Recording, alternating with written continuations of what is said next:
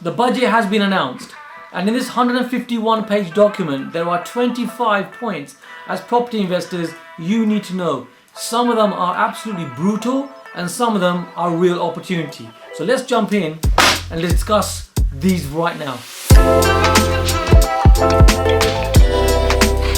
If you're joining me for the first time, my name is Dividend. I'm a property investor, developer over the last 35 years and an educator over the last 10. And in this short video, I want to share with you the key points that you need to know all about the budget for you as a property investor. Now, I've read through the 151 pages of the budget report, and within this, there are 25 key points. And what I've done for you is I've categorized them into 5 key areas. So let's jump into some of this in the time that we have. And let's discuss the first one, which is direct tax changes hitting property investors. That's the first category.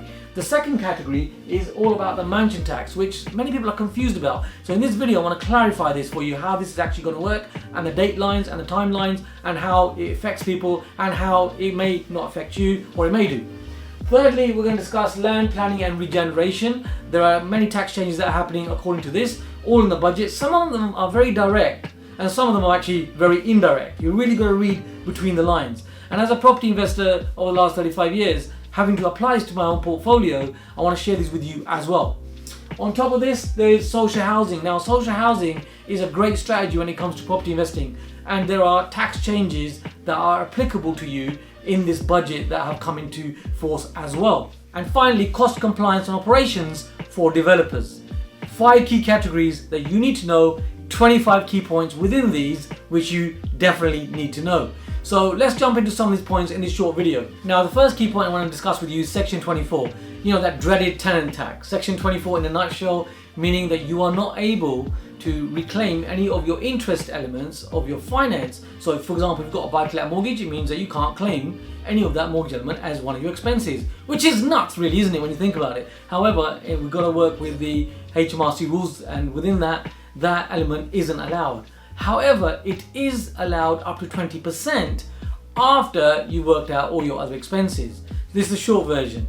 So there is something known as a tax reducer, and you're allowed 20% of that to be reclaimed.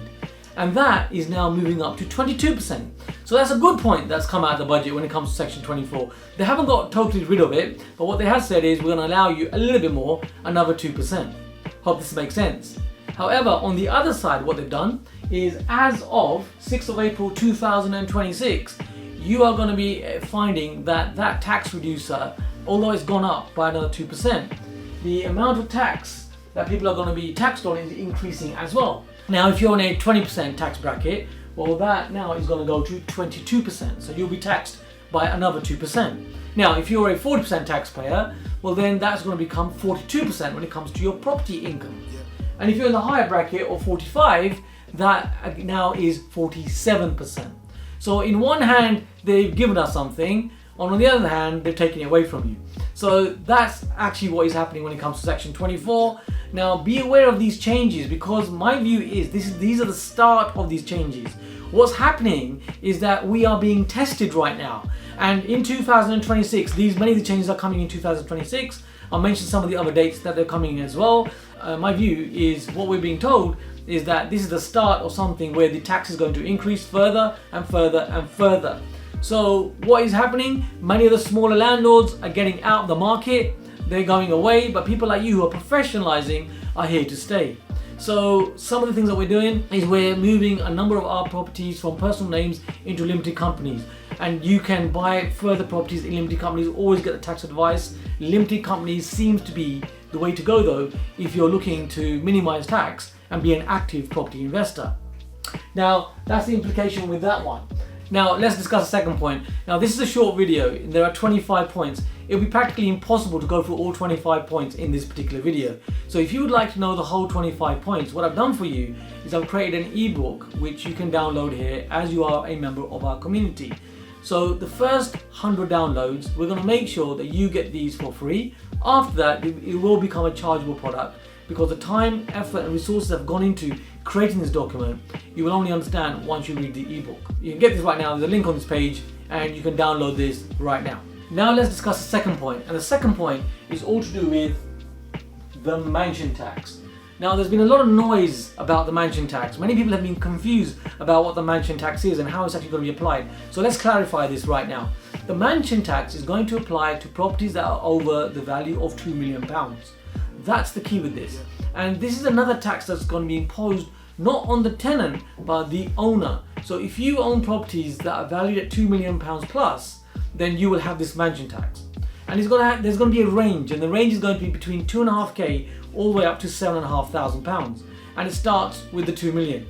Now, the thing here is, this is really going to be affecting the southeast of the country, mainly areas like London, areas where you have these larger price points, and the people that are really going to be caught up in this are going to be wealthy people, and this tax is going to be payable on top of the council tax. So even if somebody had tenants in these types of properties, the owner is liable for this mansion tax. So that's an extra £2,500 to £7,500 that's going to be imposed on the owner. Now, the people that are going to be in this category are going to be able to pay for this mansion tax, because if you think about people living in a £8 million, £10 million house property, then the 2.5 to 7.5k a year isn't really going to impact them, because they will already be wealthy people. Where people are really going to be hit by this are people that are going to be in their senior ages who've, let's say, bought a flat or a small house somewhere in prime central London or places like this, where over time the values of those properties have grown and the capital appreciation has happened. And right now they're living their life where they are really asset rich, but they're cash poor. And unfortunately, those are the people that are going to be caught up in this. Property investors, one of the reasons that we do this is because we create pensions, and I call it a real pension, through property investing. So, as wealth grows, as your wealth grows, as your property values go up, as long as you have other property vehicles around you, which you could sell to gain some capital, which you could have extra rental from, these are the things that are going to be able to help you to manage situations the government imposes like this.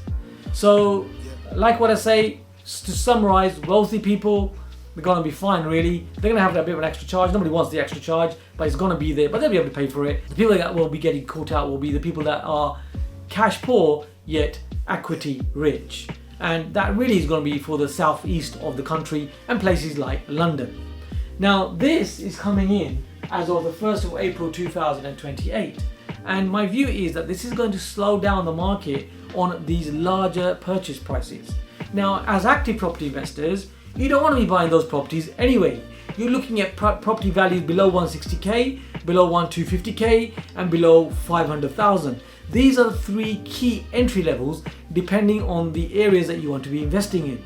So these values aren't really applicable.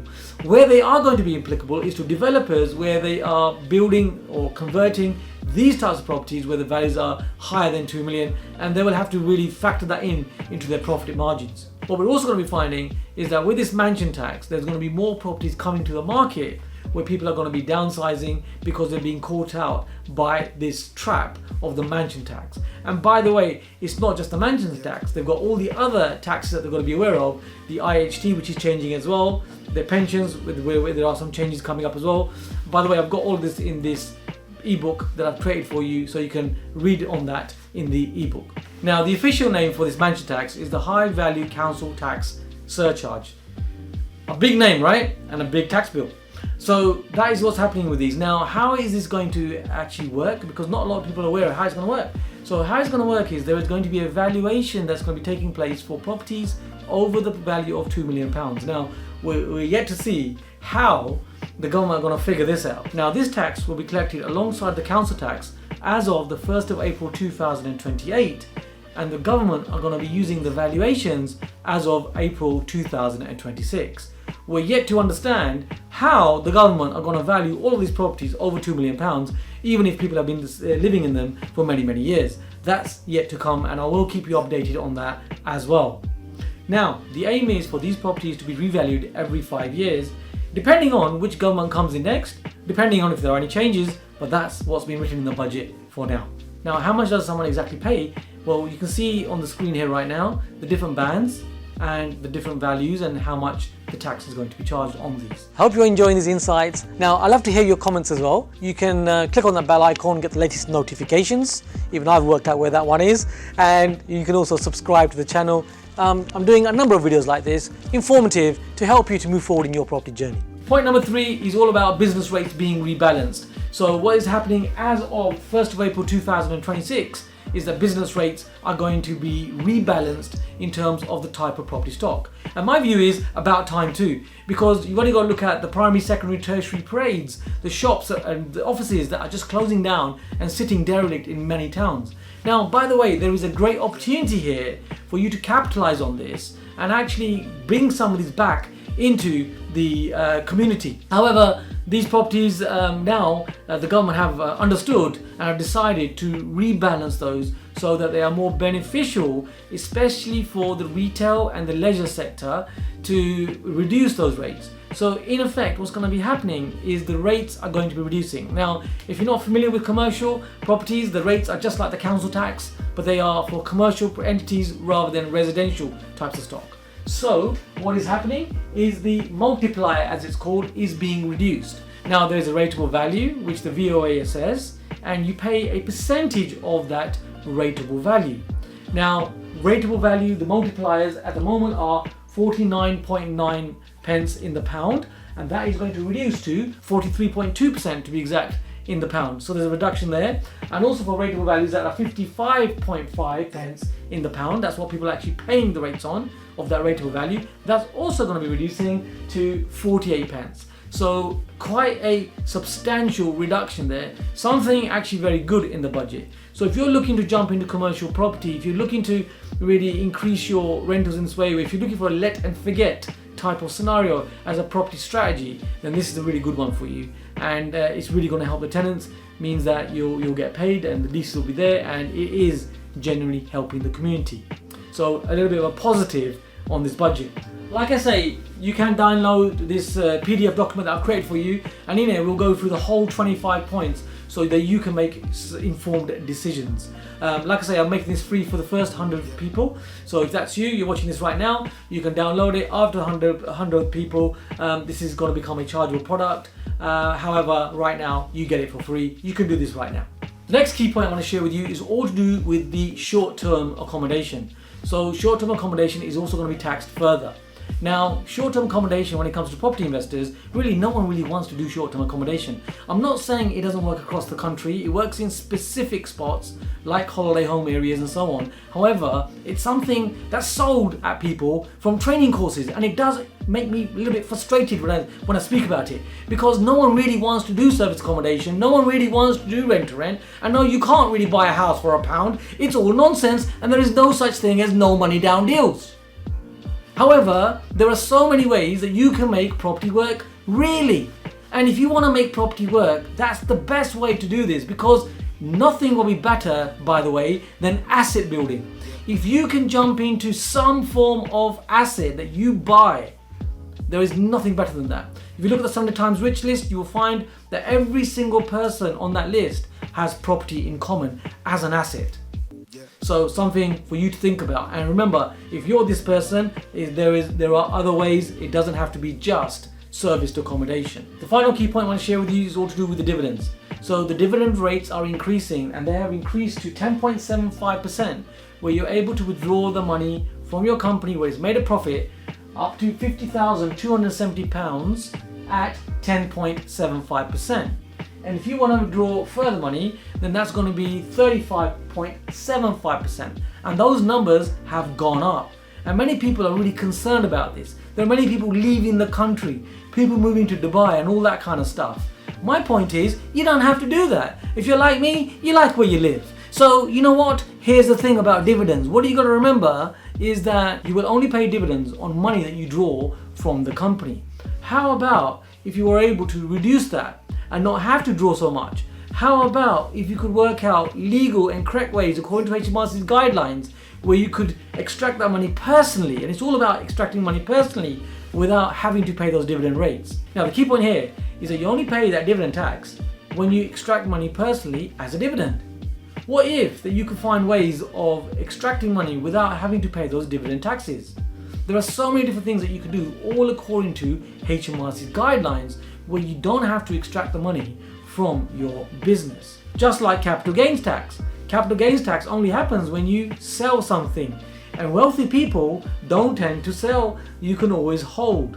Another key point to keep in mind, there's so much to share with you. Now, I've shared with you 5 key points that I've assessed in the budget. There are in fact 25 key points that you need to know, where there are many workarounds on how you can overcome those taxes, all according to HMRC's guidelines.